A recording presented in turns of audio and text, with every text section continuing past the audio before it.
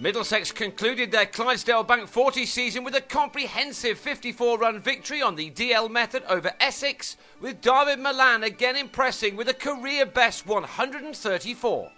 The Panthers were put in on their return to Lords and lost Joe Denley to the third ball of the match as he nicked a delivery from Tim Phillips, which turned and bounced.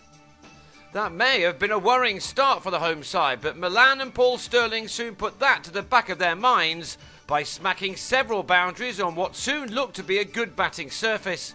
It must have been great for the players to be back at the home of cricket, a ground they've had to depart for the Olympics.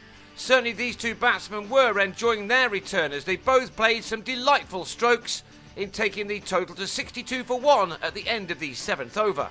They lost Stirling in the 8th as he threw the kitchen sink at a wide ball from Greg Smith and edged to James Foster, who as ever made a difficult chance look easy. Stirling was gone for a speedy 29, which had given his side some momentum, although they were put back a little when Neil Dexter swung a ball from Ryan Doeschate to mid-wicket.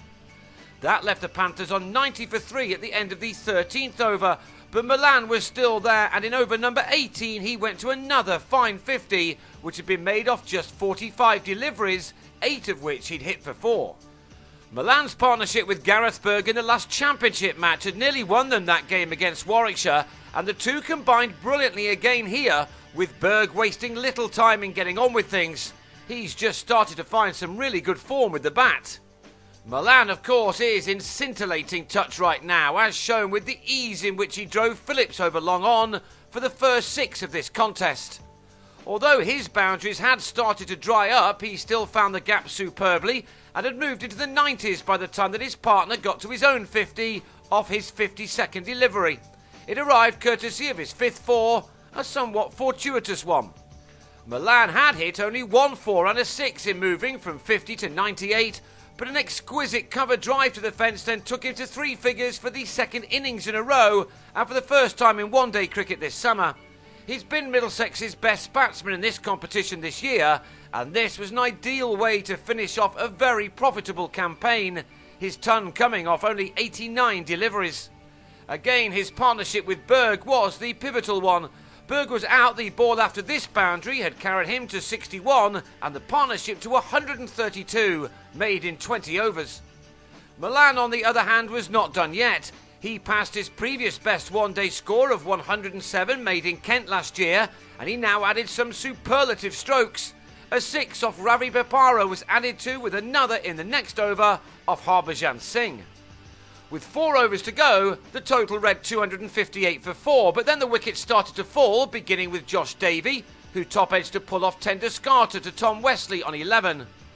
Malan's inspirational innings was ended in the next over as he was taken at long on for 134, which had taken his tally in 10 innings in this competition to 445 runs, made an average of 55.6 and with a strike rate of 104. His 134 here had come off only 108 balls. 2 balls later, he was followed back to the pavilion by Adam Rossington, who had made 5 when he was run out. 2 balls after that, Stephen Crook sliced a drive off Bopara to owe Shah, and the 39th over was ended with a wicket of debutant Gurjit Sandhu, who was bowled by Bopara's slower ball for a duck. The innings was ended with Corey Collymore being run out by Doeschate, but the Panthers had amassed a formidable 288 all out from their 40 overs, leaving the Eagles a rate of 7.2 runs per over to chase down. So they really needed to make the most of the power play overs at the start of their innings, something they largely failed to do off Crook and Collymore. Pettini did manage to hit Crook for a 6, but by the end of 9 overs, Essex had only 39 runs on the board. So Dexter now gave the ball to Sandhu, and with his 2nd delivery in first team colours, he had Pettini held by Berg to go for 29. Collymore then followed that up with the wicket of Harbhajan in the next over, the bowler showing some athleticism to take the catch himself. When Sandhu then added the wicket of Bopara with just his 10th ball with a quick delivery, Essex were just about out of it on 51 for 3 in the 12th over. That left them with 238 to get off the remaining 28, and Westley, who'd hardly played a shot in anger up until this point, knew that he now had to get on with it. He had been joined by the former Middlesex player Shah, who also hit a maximum as the Eagles just started to fly. After his slow start, opener Westley did eventually reach his half-century, but in the 24th over, it had taken him 67 balls to get there.